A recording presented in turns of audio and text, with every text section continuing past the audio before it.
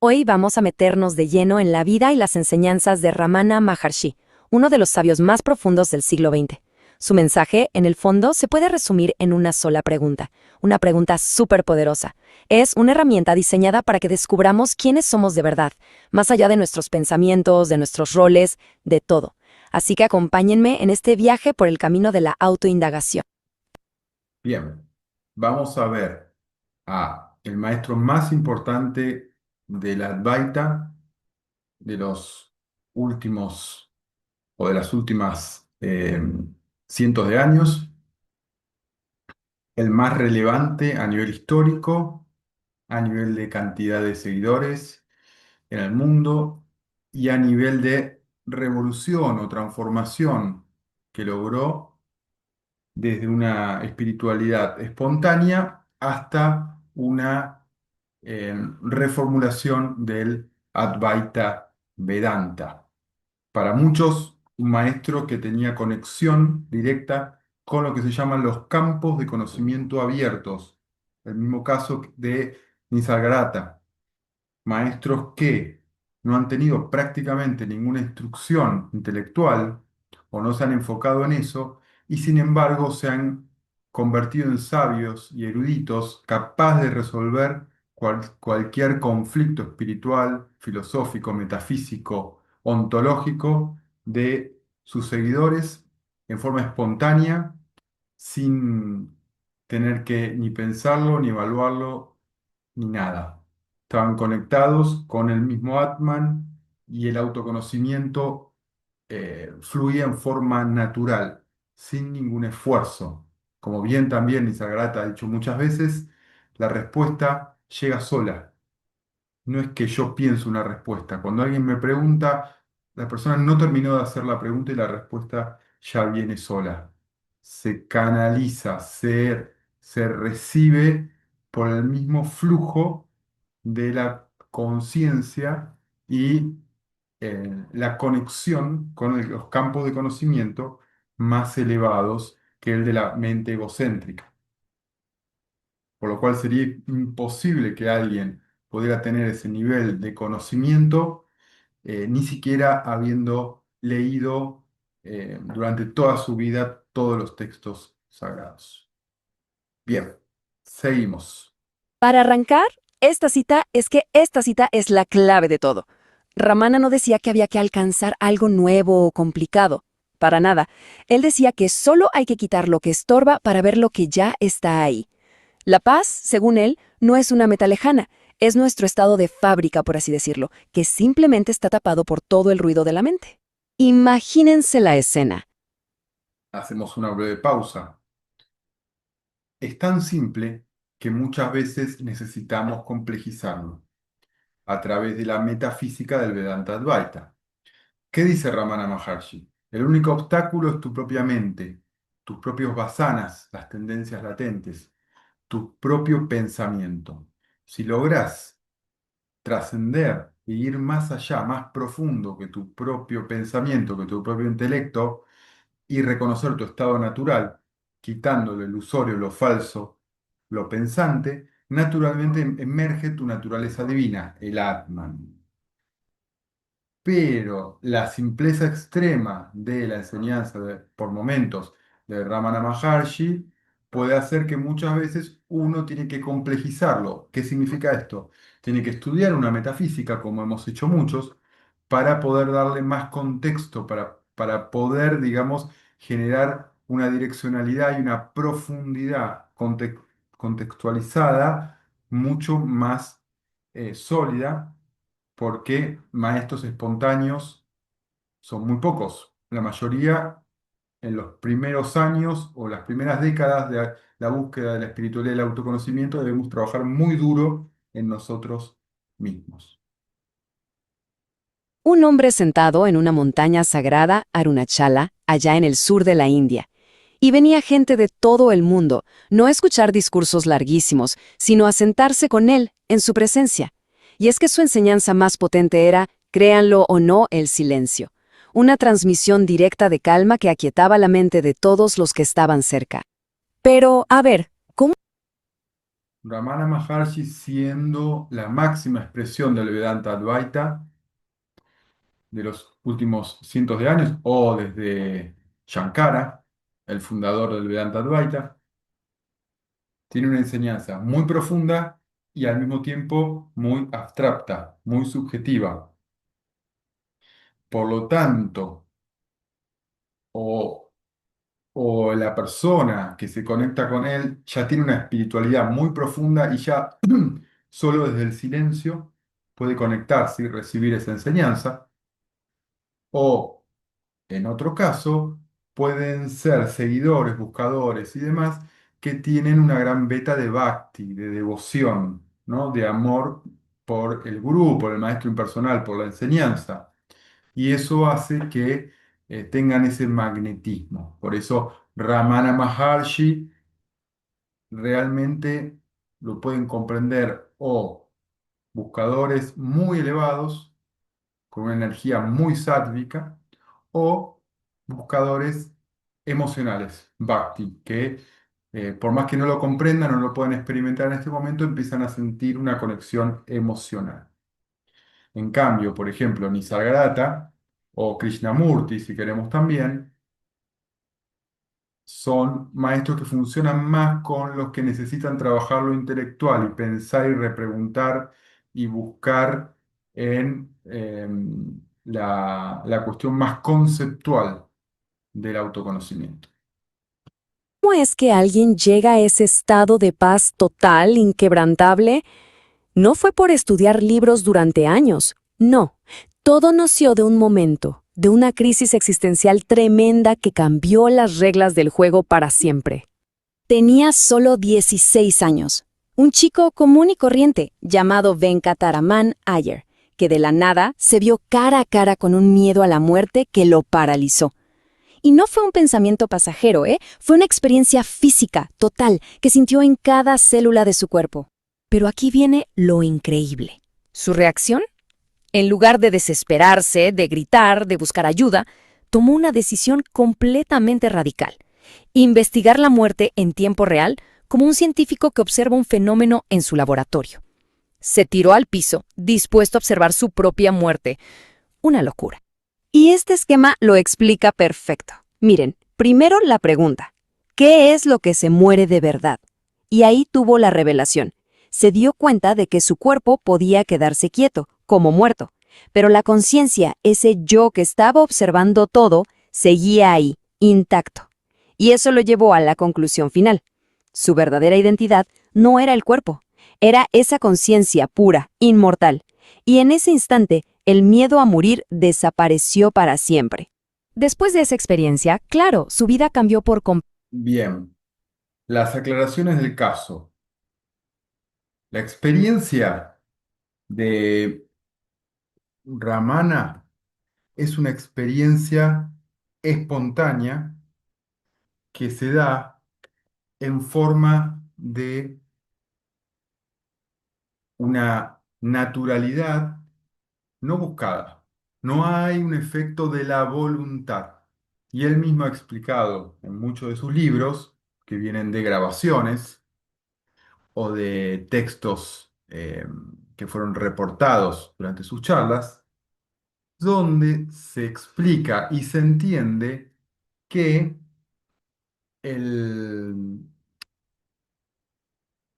el el despertar natural tiene que ver con las tendencias, los vasanas que vienen de los samskaras, que son, digamos, las experiencias de la conciencia más amplia, en este caso expandida, que es el cuerpo causal o alma, a través de sucesivas vidas donde fue acumulando una cantidad de experiencias donde ya prácticamente al nacer ya estaba autorrealizado.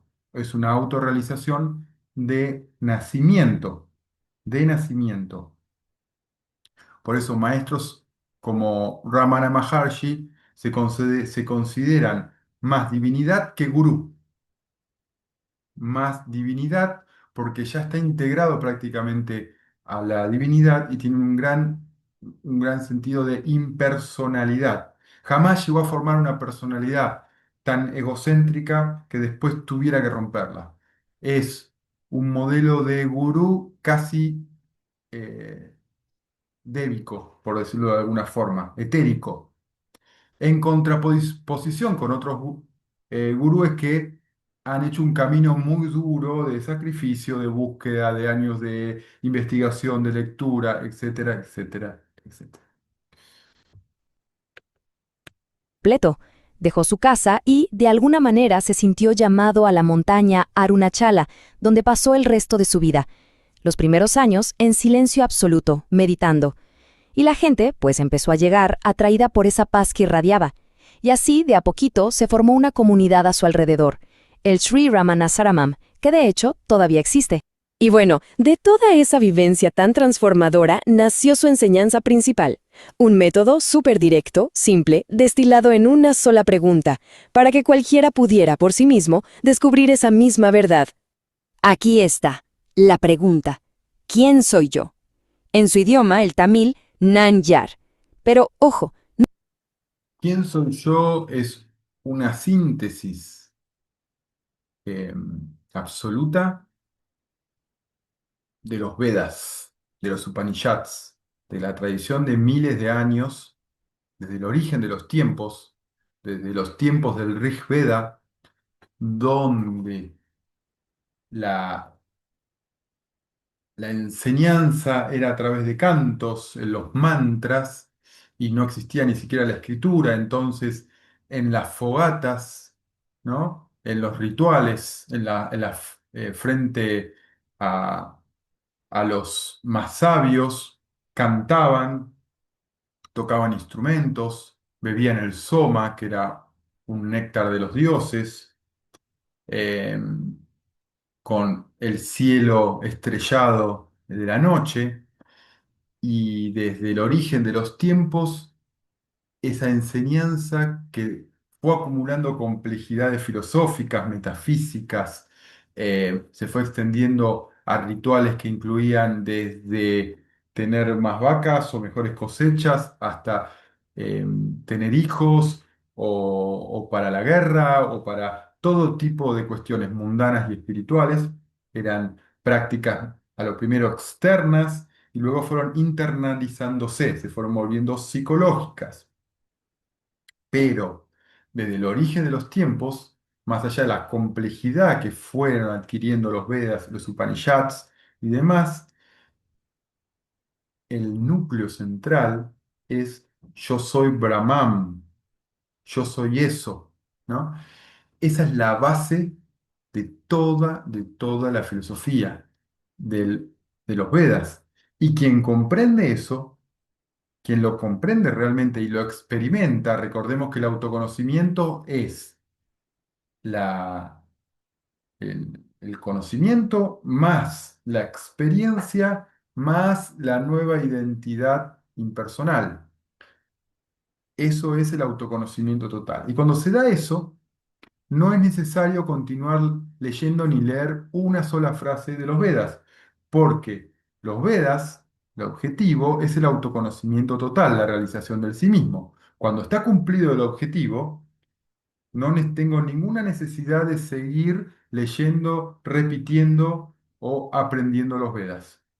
Los Vedas, el único objetivo es como un mapa del tesoro. Cuando llega al tesoro, se acabó. No necesito más conocimiento. Por eso, ante la complejidad de la enseñanza espiritual, que de hecho estaba limitado solo a la casta brahmánica,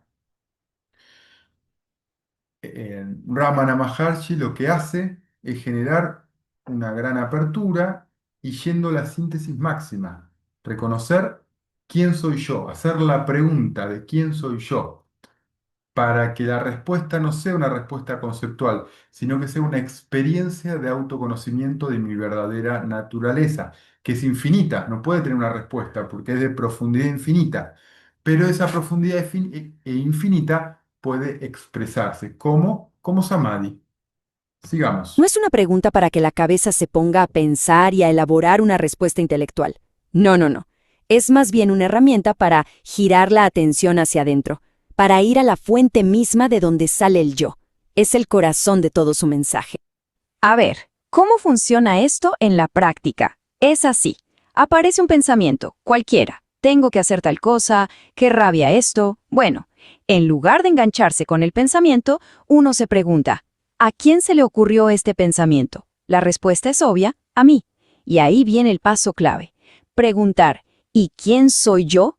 Esa pregunta corta el rollo del pensamiento y lleva la atención de vuelta a su origen. Y el pensamiento original simplemente pierde fuerza y se disuelve. Ramana identificó que hay un pensamiento raíz, el yo pensamiento, que es como la base de todo el edificio mental, de nuestro ego. Es la idea de que somos una persona separada. Entonces, al enfocar la pregunta en esa raíz, todos los demás pensamientos, que son como las ramas, se quedan sin energía. Es como arrancar la mala hierba de raíz en vez de solo cortar las hojitas de la superficie. ¿Y a dónde vuelve ese yo cuando lo investigamos? Bueno, aquí Ramana hablaba del corazón espiritual, el Hridaya, y esto es súper importante. No se refería al corazón que bombea sangre, para nada. Hablaba de un centro de conciencia pura, en el lado derecho del pecho, la fuente de nuestro ser verdadero. La indagación es, básicamente, guiar la atención de vuelta a casa, a este corazón. Ahora, es clave entender que su enseñanza no era solo dar Bien, bien. En este caso, cuando Ramana Maharshi se refiere a el corazón espiritual, es un efecto simbólico. Es un efecto simbólico que apunta al autoconocimiento profundo. Tanto el quién soy yo como el yo soy o el autoconocimiento en el corazón espiritual. Ninguno de ellos es un invento de Ramana Maharshi. Esto se explica en los Upanishads y en los Vedas. Los Upanishads explican que hay un espacio en el corazón, en el núcleo del ser, que está a la derecha del pecho, que es un espacio que es el akasha.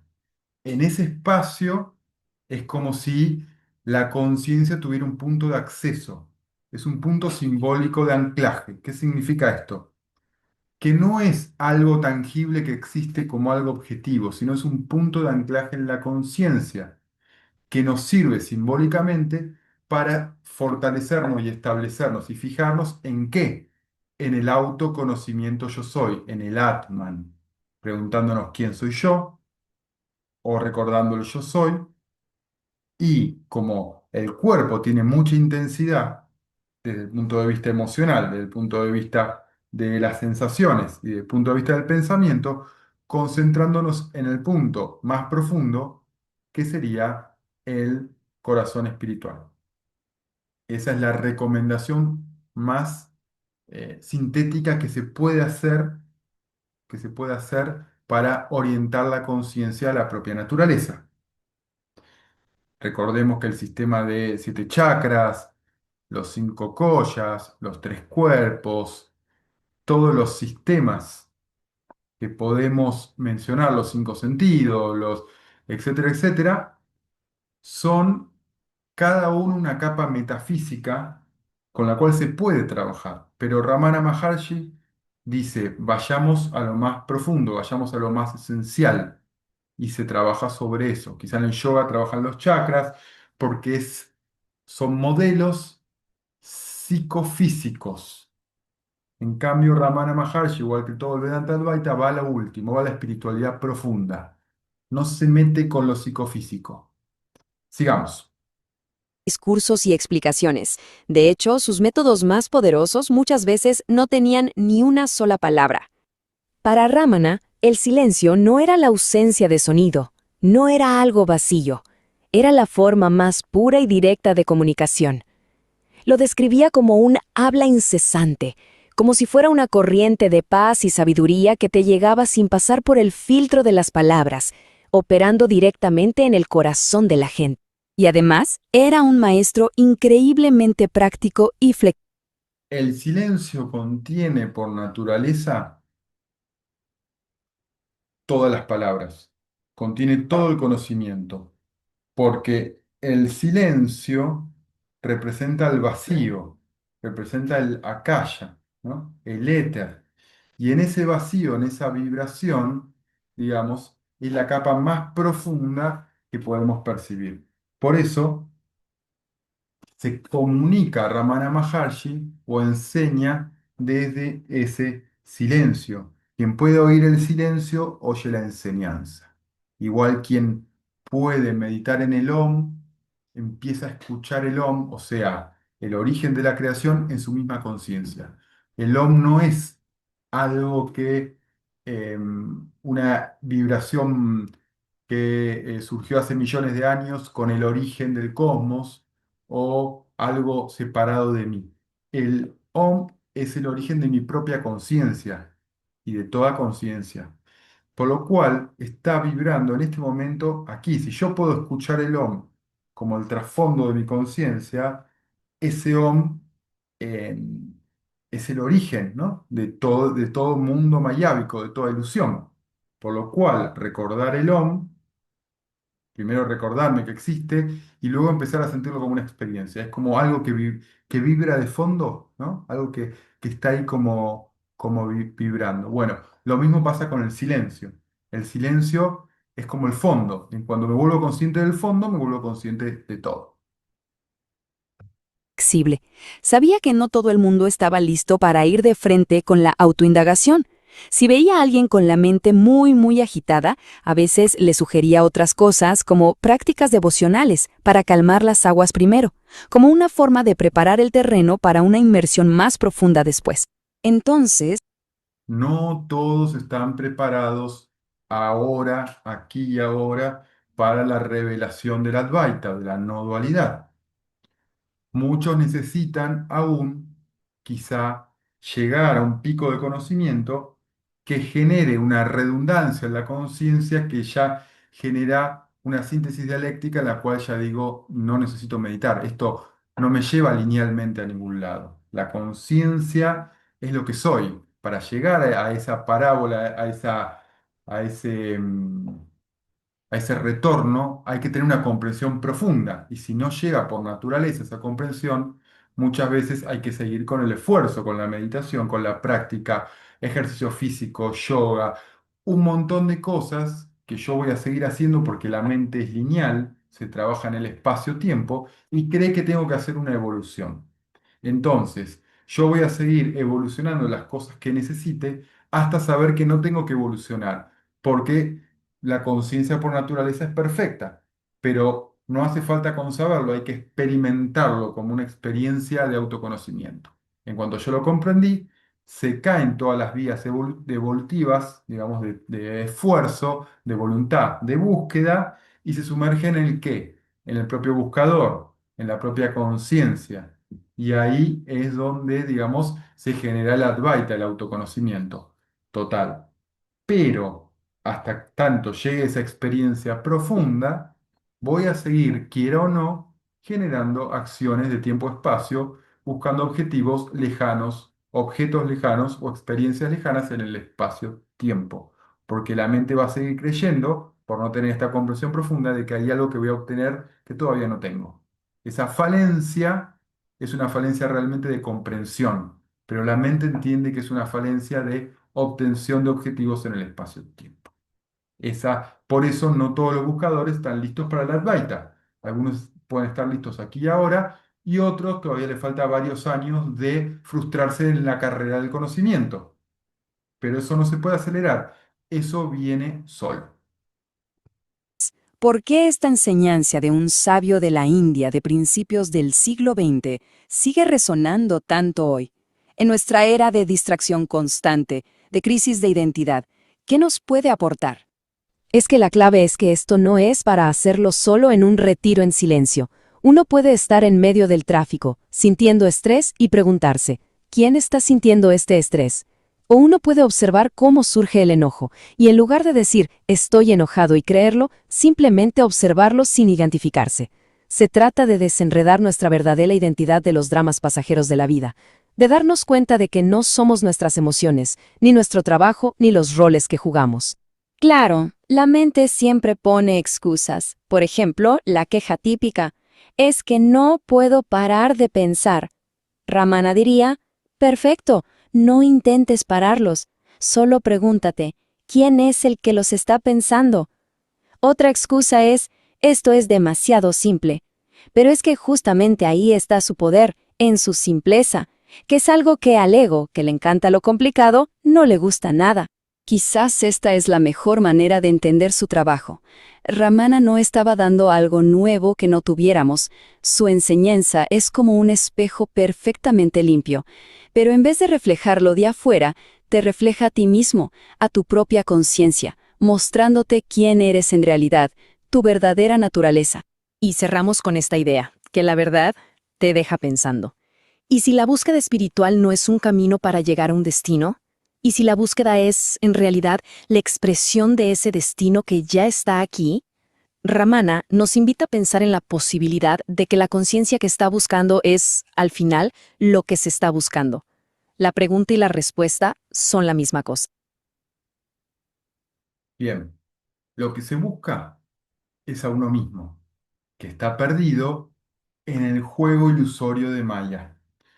Uno mismo se ha diversificado en objetos conceptuales y se ha dispersado en un campo de conocimiento.